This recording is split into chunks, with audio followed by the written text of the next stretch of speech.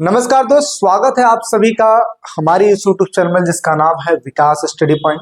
सो दोस्तों, इस वीडियो में हम बात करने वाले हैं कि आखिर किस तरीके से एडवर्टाइजमेंट हमें करना है। क्लास 11 का पेपर आ गया है और एडवर्टाइजमेंट आपको सीखना है, तो मैं आपको इसमें बताऊंगा किस तरीके से आपको एडवर्टाइजमेंट करना है और साथ ही साथ ये भी बताऊंगा कि कौन कौन से एडवर्टाइजमेंट आते हैं आपके पेपर में, ठीक है ना। वो सारी चीजों के बारे में मैं डिस्कशन करने वाला हूं। तो सबसे पहले चीज आप देखिए कि आखिर जो ग्रामर पार्ट है, ग्रामर पार्ट में एडवर्टाइजमेंट या जो चीजें हैं ये कितने कितने नंबर में आती है और कैसे कैसे आती है। तो देखिए, यहाँ पे मैं सबसे पहले बता दूं, यहाँ पर दो चीजें आती हैं। सबसे पहला चीज क्या लिखा हुआ है ग्रामर पार्ट में, पहला आता है गैप फिलिंग, ठीक है। इसमें क्या किया जाएगा, सेंटेंस दे दिया जाएगा, जैसे लिख दिया जाएगा आई डैश फूड, ठीक है, आई डैश फूड, और इधर दे दिया जाएगा इट, ठीक। अब इसको ही यूज करके इसमें बनाना है कि यहाँ पे आई ईट फूड होगा या आई ईट्स फूड होगा या फिर आई, मतलब इस तरीके से करके बनाना। तो ये तो चलो हम बात करेंगे। अदरवाइज देखिए, एक और क्वेश्चन आता है जिसको हम कहते हैं क्वेश्चंस ऑन, ठीक है, रीऑर्डरिंग। इसमें क्या होता है, यही जो सेंटेंस लिखे होते हैं, फॉर एग्जांपल जैसे एक सेंटेंस मान लेते हैं, लिख लेते हैं, जैसे होम टू गोज राम, ठीक है। अब इसको रीऑर्डर करना है, ठीक है। रीऑर्डरिंग कैसे किया जाएगा, सेम, सबसे पहले हमें सब्जेक्ट लिखना होता है, फिर वर्ब लिखना होता है, फिर ऑब्जेक्ट लिखना होता है, ठीक है। तो इसमें सबसे पहले ऐसे हो जाएगा राम, और राम के बाद हमें क्या लिखना होता है, यहाँ पे गोश, गोश के बाद क्या टू, फिर क्या हो जाएगा होम हो जाएगा।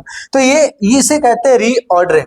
तो मैं इन दोनों के बारे में, ये जो चीज है, इस पार्ट के बारे में मैं तभी वीडियो बना पाऊंगा जब आप लोग मुझे कमेंट करेंगे, ठीक है। क्योंकि देखिए कल ही पेपर है, अगर आप लोग को रिक्वायरमेंट है इस चीज की, देन आप मुझे कमेंट करके बताएंगे और शाम टाइम में मैं वीडियो अपलोड कर दूंगा ताकि आप चीजों को देख पाएंगे, ठीक है। अदरवाइज अभी जो हम बात करने वाले हैं वो बात करने वाले हैं एडवर्टाइजमेंट के ऊपर, साथ ही साथ पोस्टर्स के ऊपर, और इसके साथ साथ अगर देखा जाए स्पीच और डिबेट, ये भी जो चीज है स्पीच और डिबेट जो होता है, ये भी तभी मैं बता पाऊंगा जब आप मुझे मैसेज करेंगे तब। नहीं तो अभी जो मैं आपको बताने वाला हूं, दो चीजें बताने वाला हूं, एक एडवर्टाइजमेंट और दूसरे नंबर पे मैं पोस्टर्स बताने वाला हूं, ठीक है। तो चलिए वीडियो को बड़े ध्यान से देखिएगा, चीजों को समझिएगा। आई होप सो आपको ये भी चीज समझ में आया होगा, जिसमें मैंने आपको गैप फिलिंग भी थोड़ी बहुत चीजें बताई है, इस तरीके से आता है। और इसके बारे में मैं प्रॉपर तरीके से वीडियो तभी बनाऊंगा जब आप लोग कमेंट सेक्शन में कमेंट करेंगे तब, ठीक है। अदरवाइज जा रहे हैं करने एडवर्टाइजमेंट। सबसे पहले देखिए एडवर्टाइजमेंट होता क्या है, ठीक है। एडवर्टाइजमेंट क्या होता है भाई ये होता है the word advertisement is defined as a public announcement for the promoting product service and jobs. होता क्या है कि एक कंपनी जो होती है या फिर कोई व्यक्ति होता है जो कोई अपना एक बिजनेस कर रहा होता है, वो अपने प्रोडक्ट सर्विस या इन सभी चीजों को प्रमोट करने के लिए ना वो क्या करता है, एडवर्टाइजमेंट करता है। जैसे फॉर एग्जांपल मेरा एक ट्यूशन सेंटर है, अब इस ट्यूशन सेंटर को मैं प्रमोट करने के लिए क्या करूंगा, पैम्पलेट छापूंगा, वही तो हुआ एडवर्टाइजमेंट, जिसमें मैं ऑफर दूंगा कि हाँ पहले 50 बच्चों के लिए ये ऑफर है ना, इस तरीके के मैं चीजों को ऑफरिंग करूंगा, ठीक है। तो ये किसके थ्रू करूंगा, एडवर्टाइजमेंट के थ्रू करूंगा। तो एडवर्टाइजमेंट एक ऐसा प्रोसेस होता है जिसके द्वारा लोग अपनी प्रोडक्ट सर्विस और इन गुड्स, इन सभी चीजों को एडवर्टाइजमेंट के माध्यम से पब्लिश करते हैं, ठीक है ना। चलिए अब देखिए यहाँ पे एक चीज समझिए, एडवर्टाइजमेंट किसमें होता है, तो क्या लिखा है, ठीक है, कि this short writing skills deal with the only newspaper advertisement which fall into two board category. सबसे पहला होता है क्लासिफाइड, दूसरा होता है नॉन क्लासिफाइड। तो मे बी इसके ऊपर मत जाइए, सिर्फ इस वाले पे आइएगा, क्लासिफाइड, यही ज्यादातर पूछता है। और इसमें भी अगर देखा जाए तो एक होता है सिचुएशन वेकेंट और दूसरा होता है सिचुएशन वांटेड। दूसरा होता है sale and purchase of property, vehicles या फिर हाउस होल्ड गुड्स इत्यादि चीज, ठीक है। तो मैक्सिमम जो चीज देखी जाती है ना, अगर आप इन्हीं की तैयारी कर लोगे तो आप इजीली इस चीज को कर पाओगे। मे बी इसको किया जाता है 50 वर्ड से ज्यादा नहीं, मतलब विद इन 50 वर्ड में आपको चीजों को करके दिखाना होता है, ठीक है। तो आप एक करके हम चीजों को समझने वाले हैं इस वीडियो में। तो सबसे पहले देख लीजिए क्या क्या चीजें इंपॉर्टेंट है, सिचुएशन वेकेंट और situation wanted, sale and purchase of property, ठीक है, vehicles and household goods इत्यादि चीज। साथ ही साथ एक चीज और हम पढ़ेंगे जिसको हम कहते हैं लॉस्ट एंड फाउंड, ठीक है। और बाकी ये सब जो चीज है ये सब ऐसे ही है, ठीक है। और इसमें भी आपको ऑप्शन देखने को मिलेगा, उसमें से आपको एक कर लेना है। एक आपने कर लिया ना तो इससे आपको क्या मिल जाएगा, आइडिया मिल जाएगा चीजों को करने के लिए, ठीक है। तो चलिए स्टार्ट करते हो, चीजों को समझते हैं। हाँ, यहां पर भी एक चीज देख लीजिए, डिस्ट्रीब्यूशन ऑफ मार्क्स, यानी कि मार्क्स का डिस्ट्रीब्यूशन किया गया है कैसे। सबसे पहले चीज फॉर्मेट का 1 नंबर मिलता है। फॉर्मेट इट मींस जैसे आपने चीजों को बॉक्स में लिखा है कि नहीं लिखा है, आपने हेडिंग्स दिया है कि नहीं दिया है, आपने यहाँ पे कॉन्टेक्ट नंबर ये सब चीज को दिए हो कि नहीं दिए हो, है ना। कंटेंट, आप किस तरीके के कंटेंट को यूज करते हो, ठीक है। और साथ ही साथ एक्सप्रेशन क्या पड़ता है, एक्सप्रेशन इन द सेंस कि आप किस तरीके से लोगों का ध्यान अपने ओर आकर्षित कर रहे हो, इट मींस ग्रैब करने की कोशिश कर रहे हो, ठीक है। इन सभी चीजों के बारे में करना होता है। ये आपके 3 मार्क्स का होता है और बहुत ही इजीली आपको 3 नंबर मिल जाएगा, इसीलिए ये चीजों को मैं समझा रहा हूं, ठीक है। और इससे भी इजी होता है पोस्टर मेकिंग, जो कि मोस्टली दोनों में ही बच्चे स्कोर कर पाते हैं, ठीक है। तो देखिए अब यहाँ पे मैं इसको थोड़ा सा जूम करता हूं और चीजें और भी क्लियर हो जाएंगी आपके लिए, ठीक है। चलिए एक क्वेश्चन लिखा हुआ है, सबसे पहला ये क्या है, सिचुएशन वेकेंट है। और इसको समझने के लिए आपको सबसे पहले क्या समझना पड़ेगा, क्वेश्चन क्या लिखा है, on behalf of principal your school draft a classified advertisement inviting application for some post of teachers lying vacant and to be filled soon. इसका मतलब ये हुआ कि आपको टीचर प्रिंसिपल के बिहाफ पे एक आपको एडवर्टाइजमेंट लिखना है और उसमें ये बात लिखनी है कि हमें टीचर्स की नीड है और आप अप्लाई करें टीचर्स की जॉब के लिए, एंड देन इंटरव्यू लिया जाएगा आपका और फिर इसके हिसाब से आपको सेलेक्ट किया जाएगा, ठीक है। और सैलरी वगैरह सब चीज बता दी जाएगी। तो ऐसे सिचुएशन में अब देखो एक चीज समझो, वेकेंट का मतलब क्या होता है कि कोई पद रिक्त है, उस चीज के लिए उसको फुलफिल करने के लिए आपने एडवर्टाइजमेंट निकाला। फॉर एग्जांपल मेरे ट्यूशन में किसी टीचर की जरूरत है, देन मैं एडवर्टाइजमेंट निकाला कि मुझे इस सब्जेक्ट के टीचर की जरूरत है, ऐसे ही। तो इसी को हम क्या कहते हैं, सिचुएशन वेकेंट बोलते हैं। क्या बोलते हैं, सिचुएशन वेकेंट बोलते हैं।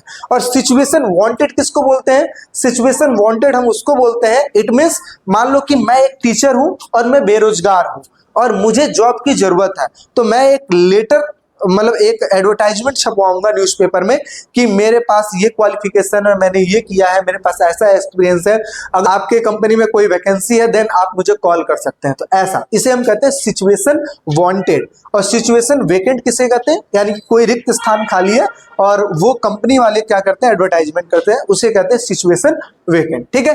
तो अभी सिचुएशन देख के क्या समझ में आया कि स्कूल को टीचर की जरूरत थी, देन उसने सिचुएशन वेकेंट बनाने की कोशिश की, ठीक है। तो देखिए क्या लिखा है यहाँ पे, सबसे पहले स्कूल का नाम दे दिया डीएवी पब्लिक स्कूल, ठीक है, शास्त्री पार्क दिल्ली 31। अब यहाँ पे एक चीज समझिए, कहीं इसमें कहीं ये लिखा हुआ है, स्कूल का नाम लिखा हुआ है, नहीं लिखा हुआ है ना।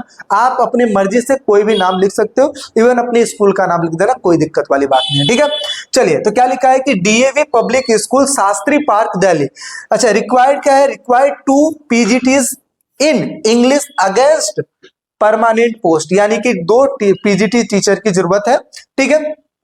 Only experienced and highly qualified, यानी कि ऐसे कैंडिडेट जो कि जिनके पास एक्सपीरियंस है, जो कि हाईली क्वालिफाइड है, वही इस जॉब के लिए अप्लाई करेंगे। और साथ ही साथ इंग्लिस्टिक फ्लुएंसी नीड टू अप्लाई, यानी कि ऐसा टीचर जिसका कम्युनिकेशन यानी कि भाषा भी जो है वो काफी अच्छा खासा प्रभावी हो, ठीक है, वो इसमें अप्लाई कर सकता है।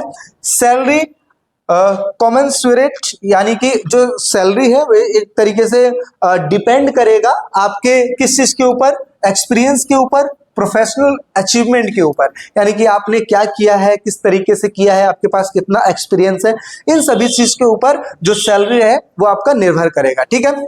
आगे, attend walk in interview with resume attested testimonials and passport size photograph, ठीक है। यानी कि ये इन्होंने कहा है कि जब आप इंटरव्यू के लिए आएंगे तो ऐसे सिचुएशन में रेज्यूम आपके पास रहे और कोई टेस्टिमोनियल, इट मींस कोई आपको अवार्ड या फिर कोई भी चीज आपको ऐसा चीज मिला हुआ है, ठीक है, अचीवमेंट आपके, तो वो भी आप लेके आएंगे। साथ ही साथ आप पासपोर्ट साइज फोटो भी लेके आएंगे, ठीक है। कब आएंगे, ऑन मंडे 16 मई आगे कुछ भी डेट डाल देना, जैसे 2025 चला 2025 ही डालना, और कब आना है वो आपको मेंशन कर देना है। प्रिंसिपल ऑफिस पे आना है और यहाँ पे अपना, ठीक है, वो कर देना है। तो सेम इसी तरीके से आपको भी लिखना है, और इसी तरीके से या तो आप एक काम कर सकते हैं, कोई आप एक याद कर लीजिए और उसी के बिहाफ पे आप चीजों को लिख दीजिए। देखिए कभी भी सिचुएशन वांटेड लिखा जाता है तो उसमें रिक्वायरमेंट लिखा जाता है कि आपको कौन कौन से बंदे चाहिए, किस किस क्वालिफिकेशन के बंदे चाहिए, ठीक है। जब आपने वो चीज मेंशन कर दिया, कहाँ आना है ये चीज मेंशन कर दिया, इंटरव्यू का टाइम क्या रहेगा वो मेंशन कर दिया, एड्रेस आपने बता दिया वो मेंशन कर दिया, बस हो गया बात खत्म। तो इसी को हम कहते हैं सिचुएशन वेकेंट, ठीक है। चलिए अब हम दूसरे नंबर पे समझते हैं जिसको हम कहते हैं सिचुएशन वांटेड। देखिए सिचुएशन वांटेड में क्या चाहिए, आपको जॉब चाहिए, ठीक है। अब ऐसी सिचुएशन में आप क्या करेंगे, लिखेंगे कैसे, you are in need of a job, draft a classified advertisement offering your service, यानी कि आप अपने सर्विस को ऑफर कर रहे हैं, ठीक है। तो इसमें क्या लिखेंगे, situation wanted and electronics and communication engineer male 25 years looking for a suitable job in around Delhi in an electronics or communications company offering good working environment and growth opportunity. यानी कि एक व्यक्ति है जिसको जॉब की need है, किस चीज में, इलेक्ट्रॉनिक एंड कम्युनिकेशन इंजीनियरिंग में उसकी जरूरत है, ठीक है। तो ऐसे सिचुएशन में वो एक ऐसी कंपनी चाहता है जिसके पास एक अच्छा इन्वायरमेंट हो और साथ ही साथ वहां पे ग्रोथ अपॉर्चुनिटी हो। इसलिए अपना 25 ईयर कंप्लीट कर लिया हुआ है और एक बढ़िया जॉब की तलाश कर रहा है, ठीक है। तो क्या लिखा है, the candidate has good communication skill, is open to correction and continued professional development. यानी कि अगर देखा जाए कि जो कैंडिडेट है उसके पास गुड कम्युनिकेशन है एंड वो करेक्ट वगैरह भी करना जानता है, सारी चीज मिस्टेक्स वगैरह रिजॉल्व भी करना जानता है, ठीक है। और इस तरीके से वो अपना प्रोफेशनल डेवलपमेंट करवाना चाहता है और इस तरीके से उसने जॉब के लिए वो किया है। He is available for interview with a notice of 72 hour. यानी कि अगर कोई ऐसी चीज अवेलेबिलिटी अगर नजर आती है और अगर आप इंटरव्यू के लिए कॉल करते हैं देन 72 घंटे के पहले, इट मीन्स क्या, आप जब भी आप हमें कॉल करेंगे 72 विद इन 75 आवर्स के बाद, ठीक है, हम आपके पास आ जाएंगे। या मैक्सिमम टाइम इन्होंने डिनोट कर रखा है कि 72 आवर।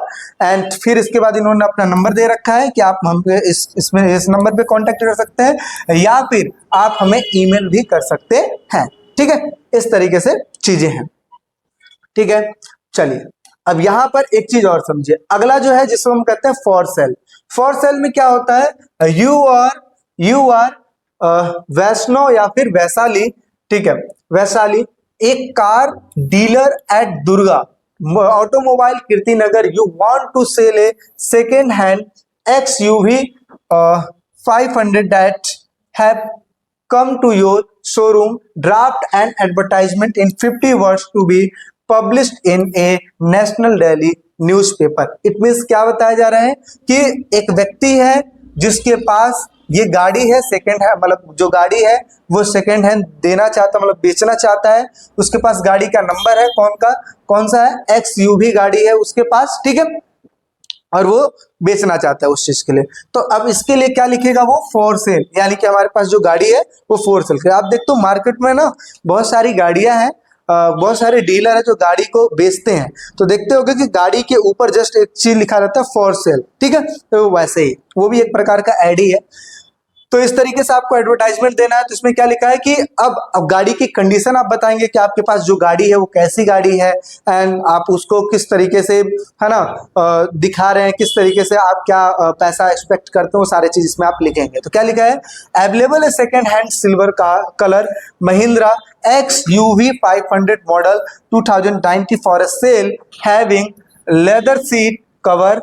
यानी कि जो गाड़ी है वो सबसे पहले चीज ये मॉडल की गाड़ी है, 2019 मॉडल की गाड़ी है वो, और साथ ही साथ उस पे लेदर सीट लगा हुआ है, कवर है, ठीक है, साथ ही साथ न्यू टायर है, AC फिटेड है यानी कि AC भी है उसमें, सिंगल हैंड ड्राइवर यानी कि इसका फर्स्ट ओनर ही है वो, ठीक है, उसने ही पूरा गाड़ी हैंडल किया, चलाया है, नॉन एक्सीडेंटल, एक्सीडेंट वगैरह नहीं हो रखा है, माइलेज भी 9 क्या माइलेज दे रही है, 9 समझो कि 9 किलोमीटर, ठीक है, इस तरीके से। एट एट डॉक्यूमेंट्स इंटेंट और इंश्योर एंड पीयूसी डन, यानी कि जो डॉक्यूमेंटेशन है, चाहे वो पीयूसी की बात किया जाए चाहे इंश्योरेंस की बात किया जाए, वो भी अच्छे खासा है, ठीक है, उसके पास है। प्राइस निगोशिएबल है, यानी कि आप अगर गाड़ी लेने आते हैं तो देन प्राइस को ऊपर नीचे निगोशिएट किया जा सकता है, ठीक है। कॉन्टैक्ट वैष्णो और दुर्गा ऑटोमोबाइल्स कीर्तिनगर, ठीक है, और यहाँ पे आपने फोन नंबर दे दिया, ये चीजें हो गई आपकी कंप्लीट, ठीक है। तो इस तरीके से आप क्या कर सकते हैं, फॉर सेल लिख सकते हैं। बेसिकली इसमें क्या करना है, जो फॉर सेल होता है उसमें आप अपने गाड़ी का फीचर्स बताते हैं कि आपकी गाड़ी का फीचर्स ये है, और आप जो अमाउंट वगैरह है किस तरीके से चार्ज करेंगे। निगोशिएबल इसमें लिखा हुआ, आप अपना कॉन्टैक्ट नंबर दे देंगे, अब जो भी इंटरेस्टेड रहेगा उस चीज के लिए वो कॉल कर लेगा, ठीक है। और ऐसे ही होता है सेम फॉर परचेज, खरीदना है अगर आपको तो सेम वही चीज आपको लिखना है कि भाई मुझे एक गाड़ी चाहिए, गाड़ी का वो लिखेंगे आप कौन सी गाड़ी मॉडल चाहिए, ठीक है। उसके साथ साथ आप कंडीशन लिखेंगे कि क्या क्या चीज उसमें होना चाहिए।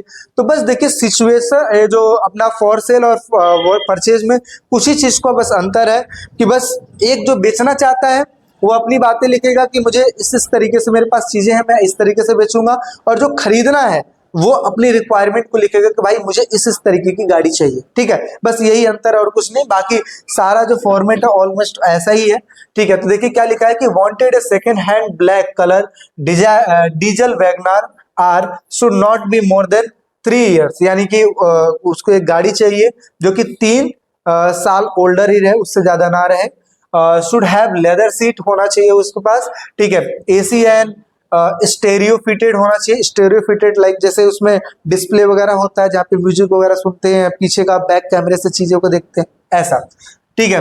Mileage should not be less than 8 kms, ठीक है, इससे नीचे तो होना ही नहीं चाहिए। It should be insured document essential single hand driver होना चाहिए, साथ ही साथ नॉन एक्सीडेंटल होना चाहिए, वुड बी प्रेफर्ड, ठीक है।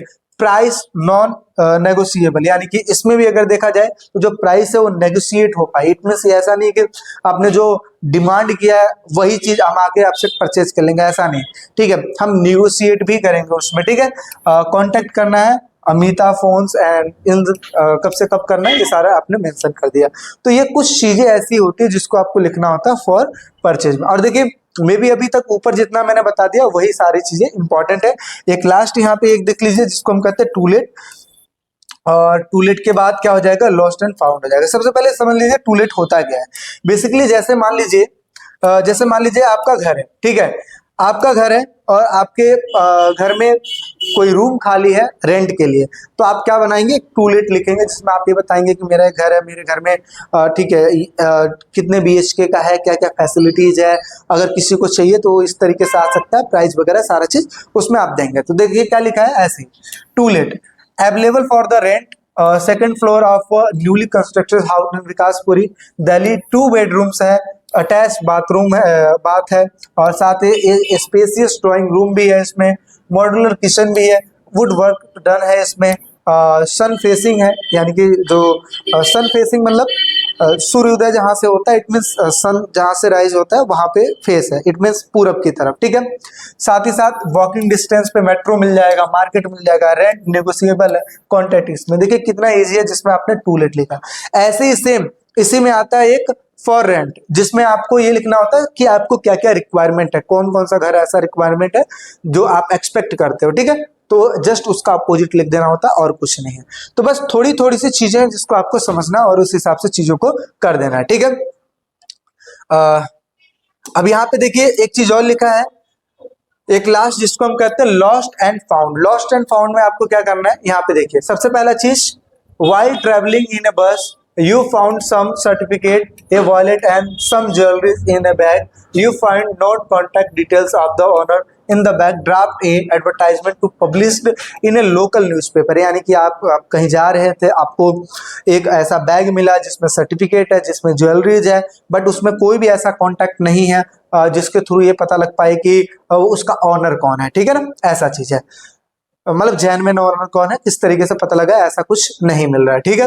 तो इसके लिए आप क्या करेंगे, एक मैसेज लिखेंगे, ऐसा एक एडवर्टाइजमेंट लिखेंगे न्यूज़पेपर में जिसमें ये बताएंगे कि आपको ये चीज मिला हुआ है, अगर वो प्रोडक्ट आपका है देन आप मुझसे ऐसे ऐसे कांटेक्ट कर सकते हैं और अपनी चीजों को ले सकते हैं, ऐसा। तो सेम ऐसा ही आपको करना है। देन आपको ये लिखना है कि found a bag with some certificate, a wallet and some jewellery item. कब मिला, ये डेट आप मेंशन कर दिए, ठीक है। कहाँ मिला, सेंट्रल पार्क रोहिणी में आपको मिला।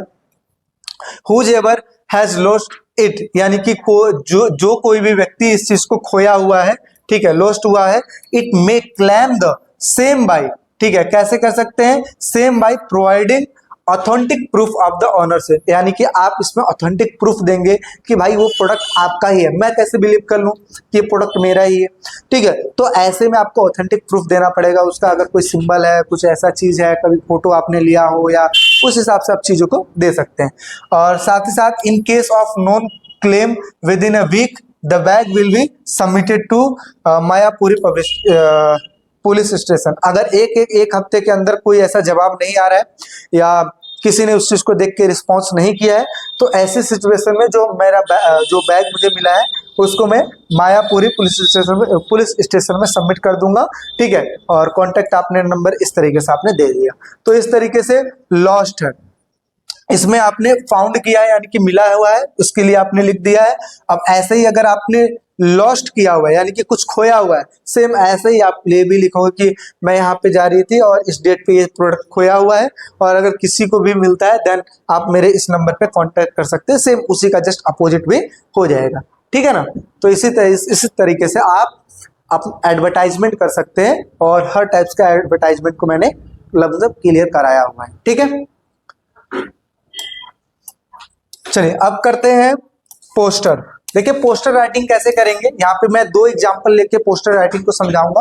पोस्टर राइटिंग भी अच्छे से आपको समझ में आएगा। बेसिकली क्या करना होता है, पोस्टर राइटिंग में आपको पोस्टर्स मेक करना होता है और उसके साथ साथ कुछ चीजों को लिख देना होता है, ठीक है। तो कैसे कैसे क्या करना है उसी हिसाब से बताता हूँ। फॉर एग्जाम्पल देखिए यहाँ पे एक चीज लिखा हुआ है, ठीक है, यहाँ पर लिखा हुआ है कि design A poster into not more than 50 words for your school, ठीक है, library on the values of books and good reading habit, you may use slogan, ठीक है, आप स्लोगन लिख सकते हैं और वो चीज कर सकते हैं। तो सबसे पहले चीज देखिए क्या क्या करना होता है। सबसे पहले चीज आप ऐसे बॉक्स बनाएंगे, बॉक्स वैसे लास्ट में बना सकते हैं, अदरवाइज मैं आपको ऐसे समझा रहा हूँ, ठीक है।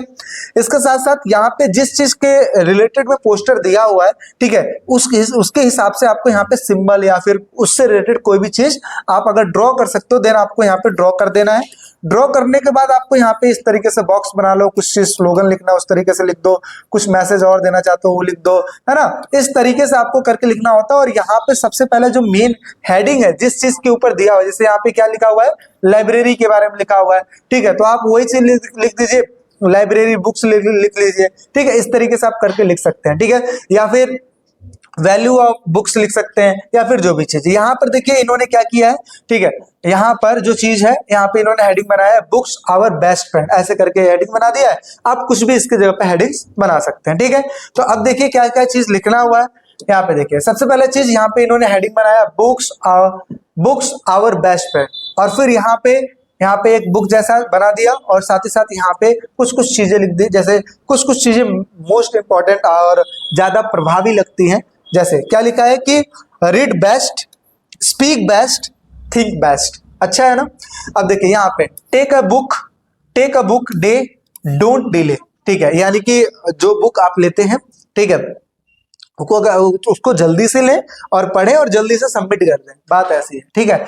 आगे यहाँ पे देखिए बुक्स क्या करता है, इन्फॉर्म करता है, इंस्ट्रक्ट करता है यानी कि पढ़ाता है, डिलाइट यानी कि आनंद प्रदान करता है, एनरिच यानी कि समृद्धि प्रदान करने का काम करता है। Your school library has 10,000 book, यानी कि आपके स्कूल में के लाइब्रेरी में 10,000 बुक्स है, ठीक है। व्हेन यू आर ग्लूमी, ठीक है, ग्लूमी इट मीन्स लाइक जब आप उदास फील करते हो ना, एंड लोनली यानी कि जब आप अकेले होते हो, तब आपका जो बेस्ट फ्रेंड होता है वो कौन होता है, बुक्स ही होता है, ठीक है। आगे डोंट जज बुक बाय इट्स कवर, यानी कि इस तरीके से स्लोगन लिख दिया गया है, ठीक है। और साथ ही साथ क्या लिखा है कि reading makes a ready man, यानी कि जो जितना ज्यादा पढ़ेगा वो उतना ही ज्यादा तैयार रहेगा किसी चीज को करने के लिए, ठीक है। यहाँ पे देखिए क्या लिखा है, make reading a regular habit, यानी कि इस तरीके की चीजें लिखी हुई है। तो आप भी इस तरीके से स्लोगन बना सकते हो, इस चीज को कैसे लिख सकते हो, ठीक है। आगे बात कर लेते हैं, एक और स्लो यहाँ पे लिया गया है, बेसिकली मेट्रो का लिया गया है। तो आप तो देखो मेट्रो तो उस तरीके से बना नहीं सकते, लेकिन फिर भी मेट्रो से रिलेटेड जो सिंबल वगैरह है उस तरीके की चीजें बना सकते हो, और इस तरीके की चीजें लिख भी सकते हो। इसमें देखिए इस तरीके की चीजें लिखी हुई है, ठीक है। Poster on the theme of keeping metro neat and clean, यानी कि नीट एंड क्लीन के लिए आपको एक पोस्टर मेकिंग करना है, तो आप देखिए इस तरीके से लिख सकते हैं, you take good care of your belongings, जैसे take good care of the our metro as well, जितना ज्यादा हो सके उतना ज्यादा हमें अच्छा मेट्रो रखना चाहिए। यहाँ पे कुछ चीजें लिखी हुई है, जैसे कीप द मेट्रो क्लीन, साफ रखिए। Don't litter at the metro station, यानी कि कोई भी कूड़ा कचरा मत फैलाइए। Don't spit on the walls, यानी कि दीवारों पे थूके नहीं, है ना, कुछ लिखे नहीं। बी एन अलर्ट, इसमें लगा कम्यूटर लिखा हुआ है, इसका मतलब है कि अलर्ट रहे हमेशा, इस तरीके से करके।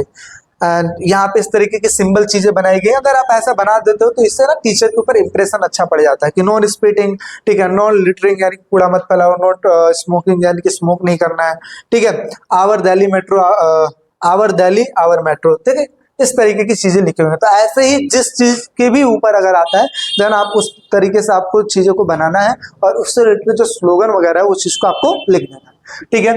तो आज हमने जो चीज बात किया वो एडवर्टाइजमेंट के ऊपर बात किया, साथ ही साथ पोस्टर के ऊपर बात किया, ठीक है। जिसमें हमने क्या देखा, एडवर्टाइजमेंट में हमने देखा कि एडवर्टाइजमेंट होता है सिचुएशन वेकेंट और सिचुएशन वांटेड, दूसरा होता है फॉर सेल फॉर परचेज, ठीक है। साथ ही साथ टू लेट हो गया और फॉर रेंट हो गया, इसके साथ साथ लॉस्ट एंड फाउंड। इस तरीके से जो एडवर्टाइजमेंट हमने किया, साथ ही साथ हमने पोस्टर मेकिंग भी समझा, ठीक है।